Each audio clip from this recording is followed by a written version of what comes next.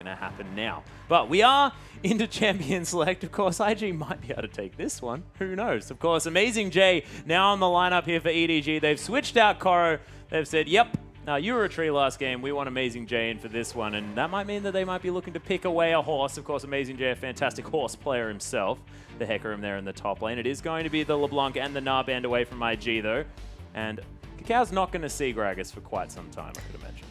Amazing on that champion. I doubt that he'll ever get it. He's just too powerful to have on such versatility and tankiness and damage, frankly. Gragas, triple threat across the board. I want to talk really quickly about the difference between Koro and Amazing J, because obviously it does change the dynamic of this team. And even the fact that Koro is a very well-rounded top laner, he pretty much does everything. He can play that carry, he can play the roles and the tanks and meta and things like that. It's so hard to take the place of Amazing J. He's just a hard carry. I would say probably if you were going to make North American analogies, Zion Spartan-esque type of top laner. Yeah. I actually loved watching Energy Pacemaker last split as well, of course, with Amazing J there in the top lane doing. I know people don't say that. Of course, I was a Gamty fan. I'm going to admit that now. I just loved Sync Dream doing weird stuff. So when like Energy Pacemaker came out with their very early Dragon strategy with a dead Scion, I'm sorry, I just loved it. Sold. Yeah, Kalista going to be banned away again here. EDG going to take that one off the board. Kid not going to see that. Urgot hitting the bench. And once again, a whole lot of extra stuff is now available for both of these sides. We'll see what EDG do put priority on, as IG do have their opportunity to take away potentially a Sivir for the first pick like EDG did. But Zatai decides that it's the Hecarim that's a little bit more important, and leaving that to Amazing J is also terrifying, so make sure you snap that one up when you can. And I'm glad that you brought up that point. We talked about before the match how Fizz was going to be the big priority pick, and we were hyping that one up, but when Amazing J is in the game, you either have to ban Hecarim or you have to pick it. He was one of the first top laners to debut. The top Hecarim, especially with the teleport smite, is absolutely devastating on that. And again, yeah, Koro can play Hecarim, a fantastic Hecarim. We saw that at MSI, but it's just very different from everything that Amazing J can offer as far as split put top lane pressure.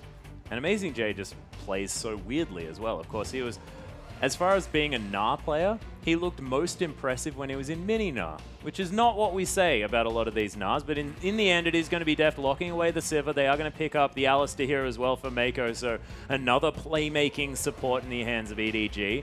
But IG now able to pick up what they feel like grabbing. Of course, the bottom lane does stand out as far as making sure they keep as much hidden away from EDG that they can, but we'll see what they decide to go with. Still some power picks on the board here, of course. Wasn't going to mention Riven when I mentioned that, but... Were you going to mention Katarina? Most definitely was. Pick it away from Pawn, of course. Definitely a power pick for him. It's weird, because that's almost true. With Alistair picked up, I would be shocked if that Nautilus didn't go through. It's kind of been the, like the Cassiopeia Azir, it's the Alistair Nautilus is kind of the other answer as far as tanky champions are concerned, but there we go. Yeah, and Rookie doesn't lock in the Yasuo either. I'm so upset. He has time, he has time. Yeah, Kid instead is going to pick up the Jinx. They could pick it in the next round, you're exactly right. Of course, depth charge, guaranteed knockup, potential extra knockups. Makes a whole lot of sense, but Kid going to take away the Jinx into the Sivir, so very good matchup, but Deft is now hovering the Yasuo, and Pawn's just locked in Fizz. He doesn't really mind. Well, the question is still there. Is Pawn going to play Fizz? It is a favorite champion of his, or is it going to go in the hands of Amazing J? The flex pick of all flex picks. Is Clearlove going to play it, and we're going to have a support Nunu? Who knows? That's not going to happen. That Fizz is a flex pick tilts me. I'm actually tilted right now. Well, hopefully we're going to be able to get through the cast just fine with a tilted co-caster. IG now considering what they want in the jungle. They do have mid lane pick to grab as well. Oh man, I would love to see the Nocturne, of course. Cacao on Nocturne. So much damage. It's wonderful. But Rookie thinking about heading back to the Orianna. He had some incredible highlight plays against, I believe it was Vici Gaming in their last little matchup, and of course flashing over walls, picking up carries out of nowhere. It was fantastic to see. It is the Nocturne. Yeah, it is the Cacao Nocturne. That's one of his signature champions. And let's talk about the fact that, again, we can't talk about Cacao and Rookie without talking about them together as a unit. This is a throwback to, what was the finals? KT versus Samsung, I believe?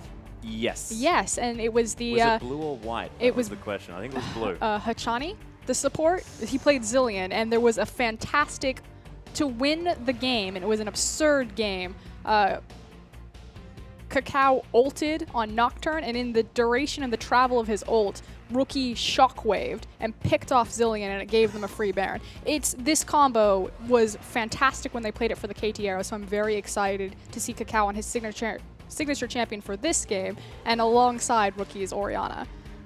Well, Pawn's decision as far as taking into the Orianna is going to be the Lulu, so trying to neutralize the lane there a little bit, making sure that they have the biggest deft possible, what with Blood Boil, and of course the wild growth potential Whimsies to come through on top of that Sivir, really buff deft up in order to get things done. But Amazing J, it's not going to be the Cinder Hulk Fizz in the top lane, it's going to be the Teleport Ignite Fizz in the top lane for extra damages. Could still go. No, he won't. We'll see what he decides. So. We'll see what he decides to itemize up there, if he does go for a more traditional tanky Fizz, Cinder Hulk or not, or if he decides to go more of the on-hit effect AD or AP Fizz, because we've seen so many different variations of this build.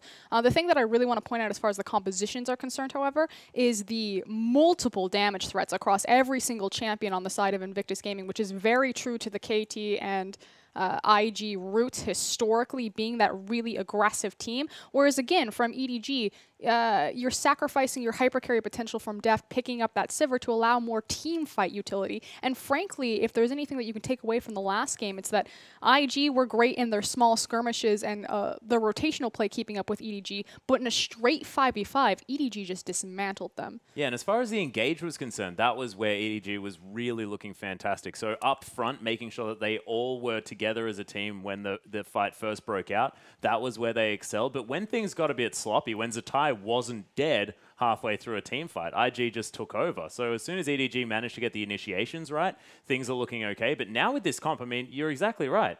IG just have so many damage threats that they might be able to just wait out what is going to be the fantastic engage from EDG almost inevitably, and then just kill them with superior damage. Who knows what can happen here, because of course they're so reliant on Deft's damage. Because with Lulu and Nuno, I mean, you're not going to get much damage from there, but on the other hand, Orianna and Nocturne definitely going to be tearing people apart.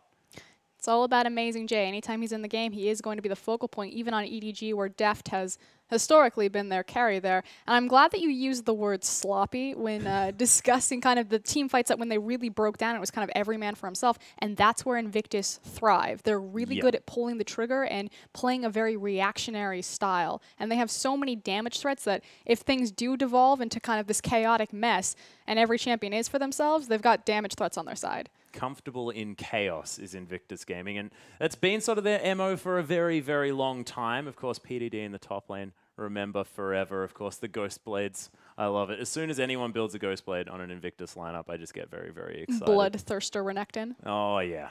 It's just brilliant stuff. First guy to bring out the Hurricane Kale as well in the top lane. Really? Yep, full damage, Hurricane Kale from PDD. And that's the nice thing about Invictus Gaming. We talked about how a lot of the most recent LPL rosters have even been changed up, especially as we say EDG just won MSI. What do? They immediately bench a couple of their members and start a rotating roster, which typically isn't normal. You say one MSI, keep the same roster, but IG have stayed consistent. They also have 2 legacy players on the roster in the form of their AD carry Kid and their top laner, former mid laner Zatai.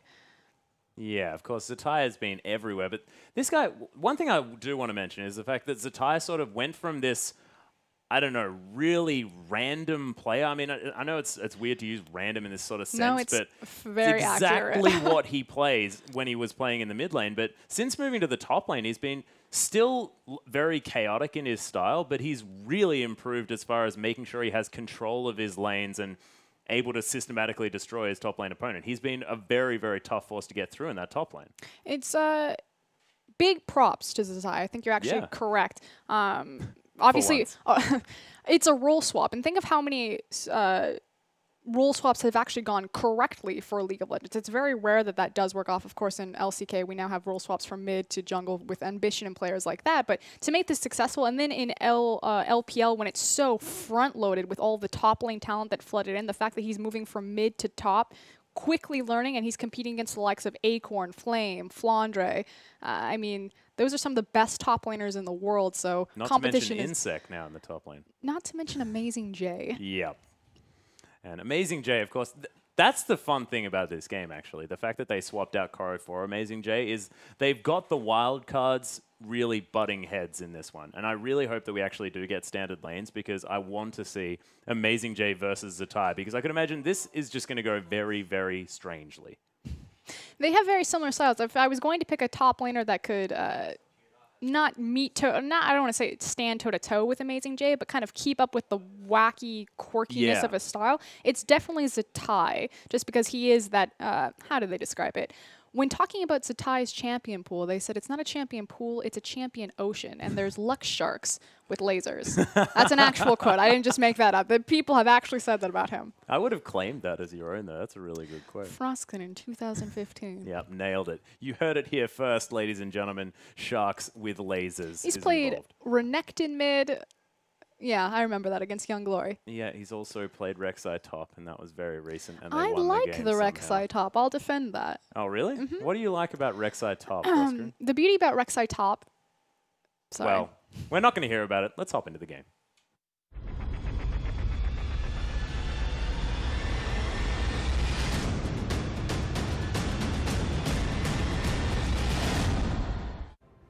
And here we are, ladies and gentlemen. Invictus Gaming taking on Edward Gaming. And we are going to hear about Frostgren's thoughts on Rek'Sai top. But first, let's get into the game as we list lazily across the red side of the Rift. Players are actually just hanging out here in the river. Nothing going down just yet. As Amazing J is the yellow Fizz in the top lane against Zatai on this Hecker. And we've seen this matchup actually go very well for Fizz, but we'll see how it works out. As EDG just going to face check this one aggressively. There's the Pulverizers. Kitty's going to get Glitter Lance there as well. Nice little ricochet for some extra damage, but IG able to disengage, and EDG already deciding to pull the trigger early on.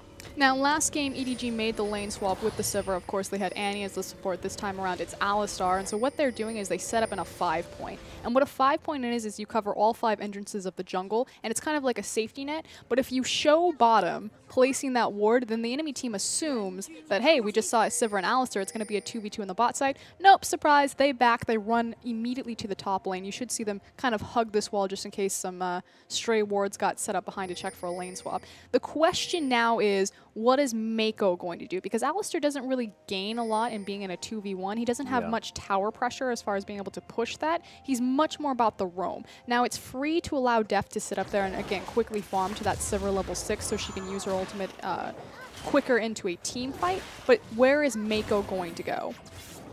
Well, it does seem like Mako is going to go to the blue buff, as the Wolf Spirit is going to spot him out. I think I've seen this before. Yeah, I think so too. We'll see whether the cow is going to give him just as much as Zatai is able to lock down the wolves. Mako notices that they're gone as Quillup's going to take away his own blue buff. He's having PTSD. He's waiting for the Annie to flash ignite him. Oh my goodness, running immediately through the turret. It's like, no, no, no, no, no, no, no, no, no. Not happening this time around. Rookie, bit of pressure here in the mid lane, able to get some harass damage down at a pawn, but he's a Lulu. Not going to be in too much trouble of dying level 1 this time around. As now it's in fact Kitty's turn to try and roam into this jungle, but notices that the Gromp is still in fact there. And Cacao considering destroying a Scuttle Crab. Or maybe even a level 2 dragon. What are they doing down there? It looks like they're going for the very early dragon. That said, Clearlove has now moved into IG's blue side jungle, and likewise, Deft is building up the wave to push onto the tower. So they should know that this is going down and then quickly make a rotation into the top lane to apply pressure into trade objectives. Well, Cacao may just get 3 buff here at the same time. The red buff's still available on the side of EDG, and of course they've already taken down the blue. They're going to take the Gromp here as well, and Cacao's going to have to move very quickly if he wants to pick up a second buff. It's not going to be a blue one, as both of them are dead, and looks like it is going to be the 3 buff start here for the Nunu. Clearlove able to control that jungle very well. Of course, it is a thing that Nunu is going to do, so it's not necessarily something that IG are going to be too surprised about, but Amazing J able to come around here and pick up some extra farm for himself too. But it is fairly punishing, not necessarily that he lost the blue buff, but he lost the experience. Yeah. Nocturne doesn't have a ton of gank potential until he is level 6. It's not like Sejuani where you do have tools as far as creative pathing is concerned, going over walls and having the displacement knock-up available to you. He needs that paranoia. Yeah, and actually was hanging around that wolf camp. It is going to respawn, so Cacao going to be able to pick up that camp, make sure that he can get a little bit more experience from that, but wasted a fair bit of time. Amazing J and Clearlove just continuing the body system as EDG push down the top lane out of turret, and that's going to fall very quickly in this game. It just points out that Invictus lost track of where Clear Love was. The fact that Kakao was waiting around the Wolf Pit trying to figure out if they're going to come around the corner, he could quickly make his escape there. The fact that when Zatai approached the lane, warding over the Gromp and being very careful, he didn't want to walk into a trap. Yeah. Maybe Clear Love or Coral were, or excuse me, Amazing J were standing in that tri-brush. So miscommunication from ING and success for the day for EDG because they're able to get a free tower. Yeah, and Rookie getting some dissonance damage there on Dupont as the command attack going to do some work there on the way back. Rookie holding onto a bit of mana, but not too much. Both of these mid laners with their cookies, though. Or biscuits. I prefer to say cookies. We are going to be able to eat them up with some extra mana and some health, but not too worried about too much overly aggressive action here in the mid lane as Amazing J heading towards the top, wants to try and at least even out these lanes. And both of these top laners now with even farm, both the same level as well. And it's interesting that we see sort of the top laners both at the same point after this lane swap. Normally you have sort of one ahead, one not, both of them with nothing. But so far, they've done fine. Primary difference is where you have your safety net. So obviously there was a tower trade, IG for EDG, but bottom to top. Now, Zatai is very far forward in his lane, but it's not as punishing because he is the Hecarim. He does have that devastating charge available to him, and sooner or later he's going to have the Onslaught of Shadows as well, just to make it so running that far back to his own safety of Tier 2 isn't quite as devastating likewise. Clear Love understands this, knows that Kakao will be possibly playing to that side just to offer more protection. The fact that Zatai doesn't have a tower there and had some deep wards on Kakao to spot him out. Yeah, so they've got the deep vision down. The Gromp is going to be taken here from Kakao, who's level 3. Clear Love also still at level 3, probably going to get 4 from the Raptor, which he is going to there. And Kitty's hanging around here just trying to stop EDG from getting too much down. But now that level 5's been hit, Avarice Blade actually for Kid. And is this a complete sacrifice of lane pressure? Yeah, but at the same time, it's just about farming and building up to Jinx. She's really going to get her power spike on 3 items typically for an AD carry, although she will find a decent one, the fact that she's going Static Shiv. And I really like the Static Shiv versus the Phantom Dancer on Jinx just because her Get Excited passive, the fact that she gets a movement speed bonus and Static Shiv procs through movement speed. True. You just proc that many more Shiv procs. So on Get Excited, if you're clicking through it, you can get like 3 static Shiv procs, as opposed to just waiting for the crit on Phantom Dancer. You can run through stuff. So normally when I'm playing Jinx, I get excited and then I can't get through the wave of minions that I'm fighting in, so I just end up not doing anything. As the Flash Pulverizer onto Kitty's back into the Tri-Brush as well. He's got exhausted, will need to flash away, is going to there as Kid with a lot of follow-up damage. The Chompers locking down EDG, and look at this AoE from Kid. Deft, no mana left, but not quite the kills locked down.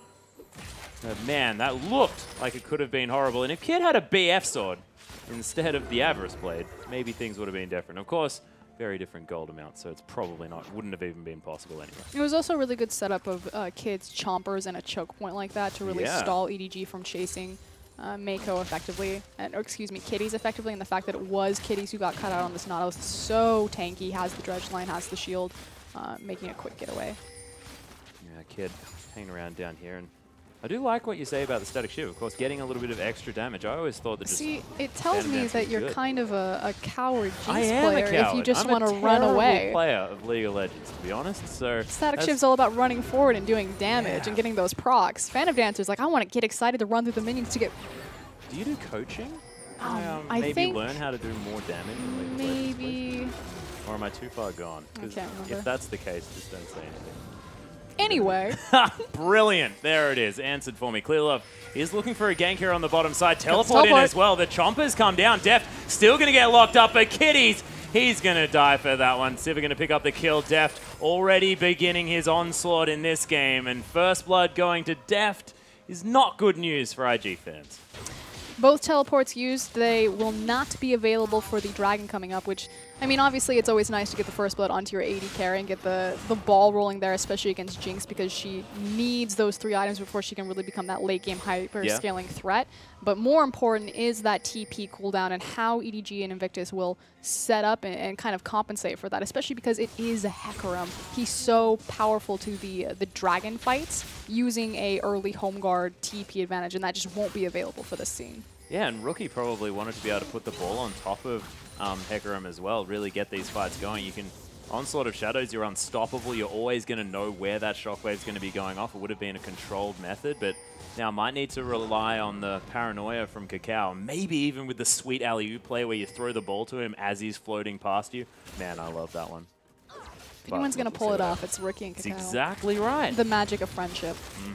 The power of friendship, ladies and gentlemen. That's what's going to win them this game. We do have first stages of itemization coming out, the Athene's Holy Grail on both Orianna and Lulu. Now, the question is going to be, where is Pawn going to go as far as his itemization? Now, I like to say that there's two different types of items. Oh, hold on. Okay, Amazing J has fished Zatai. Zatai, of course, with the ultimate, could potentially throw that one down. Just Amazing J things, ladies and gentlemen. Doesn't even use the ult. And he's down to about 300 health, but he is going to be safe. Clear Love looking around for something. Zatai is going to be able to head back to base safely. Amazing J just putting the pressure on.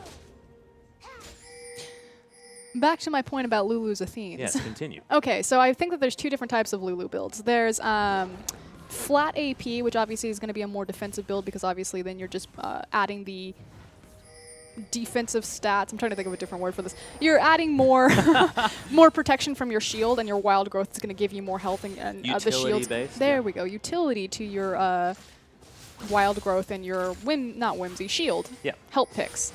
I got it? I'm not a perfect caster. It's Whereas if you go the Void Staff, so it's like the Faker build. So Faker does like Lichbane Void Staff where he just wants to murder people with Lulu, which is utterly terrifying because she's like, whimsy! Mass murder! Yeah, it's tasted purple, that sort of thing. Yeah, so here's the question. I get it. Is Pawn going to mimic Faker and forever live in his shadow? Oh. Or is he going to be his own man and build a flat AP Lulu and buff up his Sivir, who doesn't hyperscale into late game? I just want him to copy the Xiaohu Lulu, who decides to go with, the utility build, but then Challenger has approach with Lulu builds? Oh, man, I love it. Honestly, you know, Xiaohu, of course, ex-Gamty player, so maybe I'm a little bit biased, but I just like how he does it. Star King Gamty Club. Star King Gamty. Oh, my goodness. The fact that we had those 3 teams just earlier on last week was a whole lot of fun, even though it was only 2 teams on the Rift. It was 3 in my heart. Amazing J able to clear out this top wave, though, and he did end up picking up the Smite, by the way. You're exactly right. Switched it over from the Ignite at the last second, so that Cinderhulk is going to be coming down. Does have a cloth armor there, and this is where we're going to differentiate the Amazing J build from the Zatai build, is whether or not he goes for either the Glacial Shroud into the Frozen Heart, or whether he picks up those Lucidity Boots. And what is your opinion on the way to build this top tanky Fizz with the Cinderhulk? At this point, because Dragon's on the table, he needs to look at his resistances as opposed to his CDR. But the thing that we were talking about in Champion Select, which is really unique with Fizz, is his damage aversion going with CDR, because again, he's able to spend more time up in the air on top of his pole. So it's almost like a superficial tankiness or a pseudo-tankiness that CDR allows him just because of that ability. So I would assume that he would go straight for more resistances, especially because a big team fight is, or a stage is being set for a possible team fight, and the fact that Dragon has been up for a very long time. Are EDG going to be looking to team fight as well with the comp that they have? Of course, they are going to be confident being EDG just in general, but has this comp got to a point where they can sort of power up this Sivir to carry them through? Yes, they're pretty much at their power point that they have the Sivir ultimate available for them. Hold on, though. Looks like we are looking for engagement. Depth charge coming through there. There's the shockwave onto 3 members. Pawn gets taken down super low. Rookie gets exhausted, but it's not enough as Deft also cops one at the same time.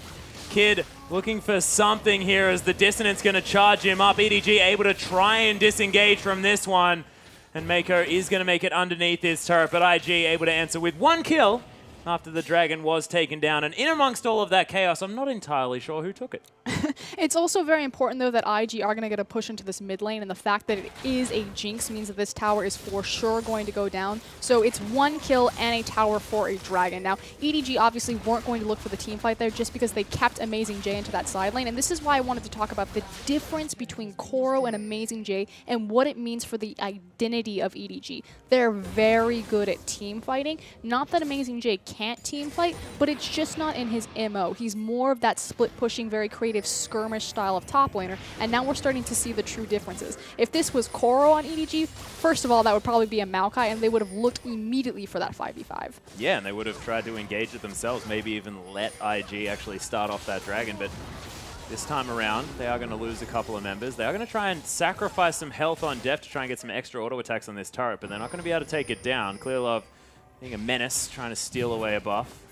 But seems like IG with the numbers advantage might be able to stop this one. He's pretty quick, and Mako's making his way around. There's the headbutt pulverized onto Kitties as Amazing J finds his way in. The fish is down as well. Super Mega Death Rocket comes through, but not going to do too much there at all as Amazing J now looking to try and pick up some more. There's the tether of the fear as Shockwave going to pull Clearlove in, but misses the fizz by mere inches.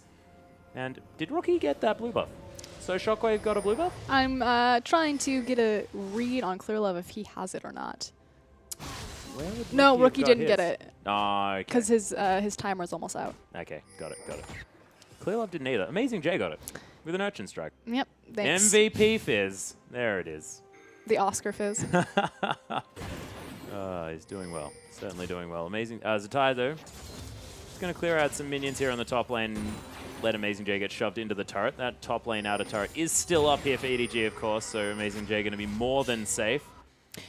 We see this a lot from EDG, though. They're very good at rotating their vision around. Again, we talked about how Chinese teams are starting to get more matured in their vision control. So again, Dragon goes down on the bottom side of the map. Where do they immediately go? They look to the top side, and they actually make a play on Invictus Gaming's top side blue buff.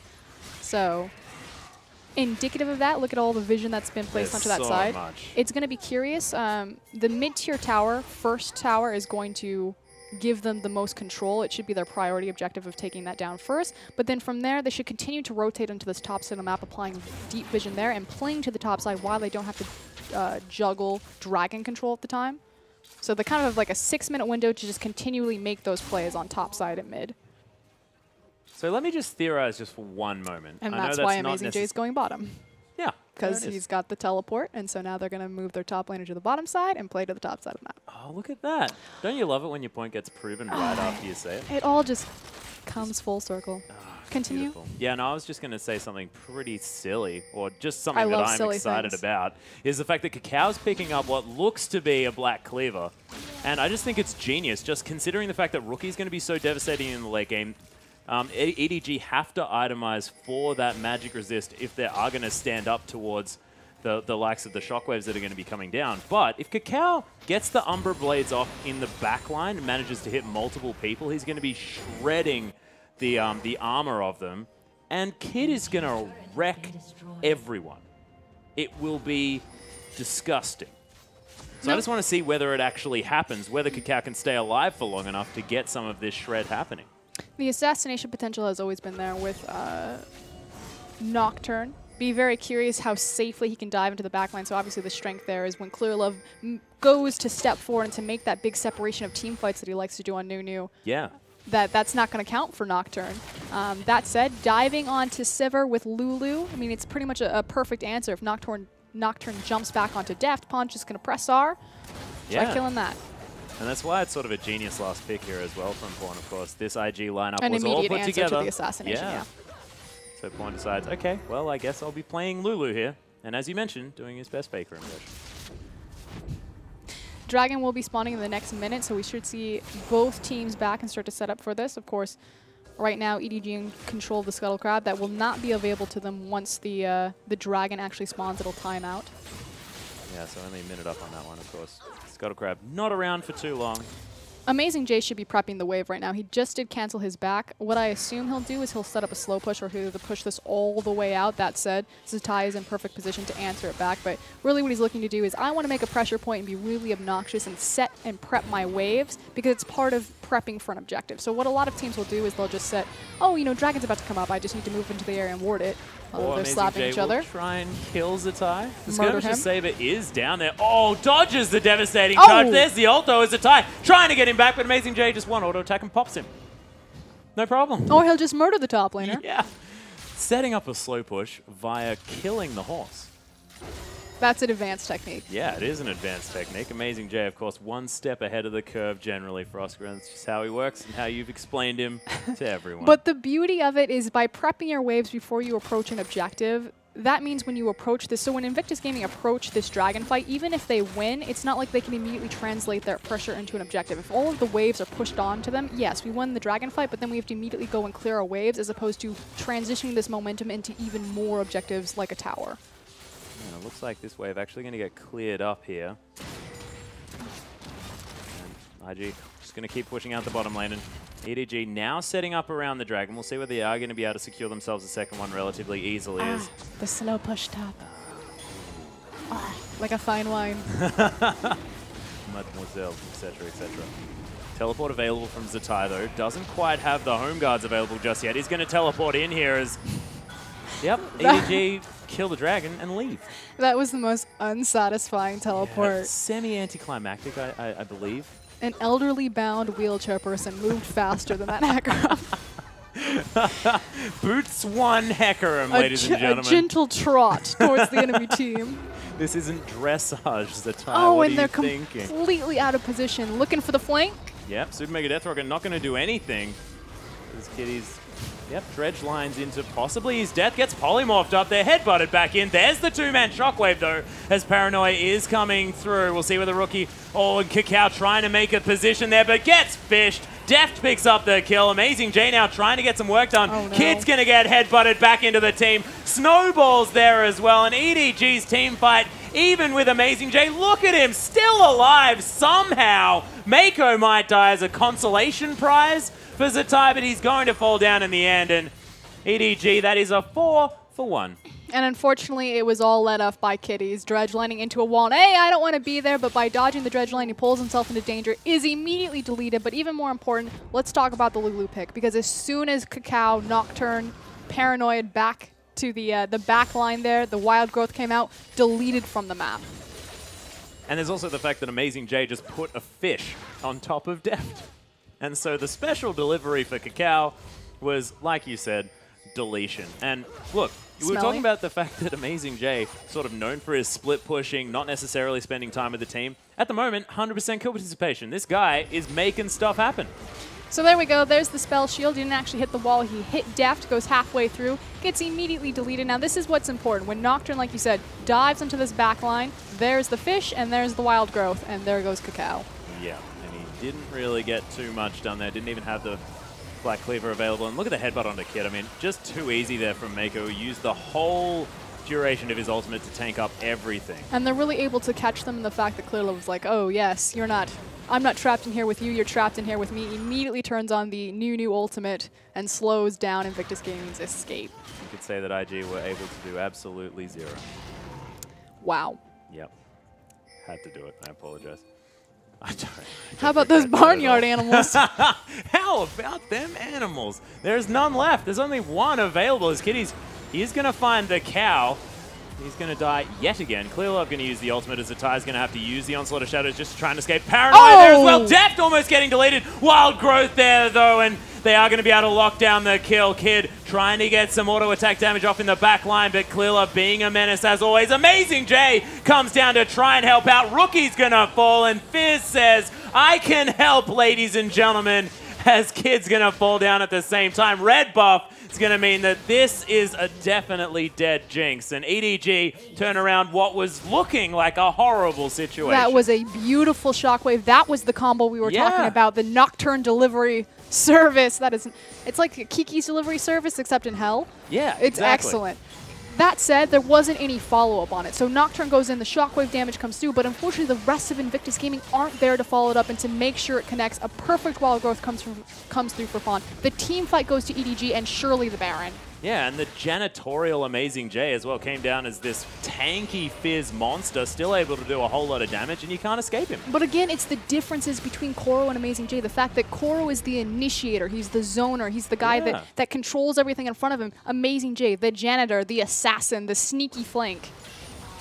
Really beautiful to see, and of course EDG seamlessly changing their playstyle to make up for it as well. Pawn is going to complete the Rabadon's Death Cap, looking to possibly pick up what looks like a Void Staff as his next option. See whether that is going to be it. He could, of course, just grab an Aether Wisp and say, I just want Luden's Echo and be the cool kind of Lulu. I think a Luden's Echo, again, I'm a big fan of the flat AP. Yeah. Because obviously, again, if you're using it as a counter, oh, hold on. Okay, Pawn looking for Cacao here as he's able to speed himself up. Oh. There's the hula hoop. IG are going to have to disengage now. Chomper's going to stop Pawn from getting in there, but Mako looking for something. Doesn't quite get the knock up as there's the absolute zero, but they do lock down Rookie. The face first Super Mega Death Rocket doesn't quite work as Zatai now trying to kill Pawn, but he's pretty fast and he's got a lot of shields. Headbutt Pulverize there as well as Cacao getting chased by Clear Love. That feels horrible. Oh, my consolations for... Wow. Oh, Cacao, and the surrender vote comes through IG. Feeling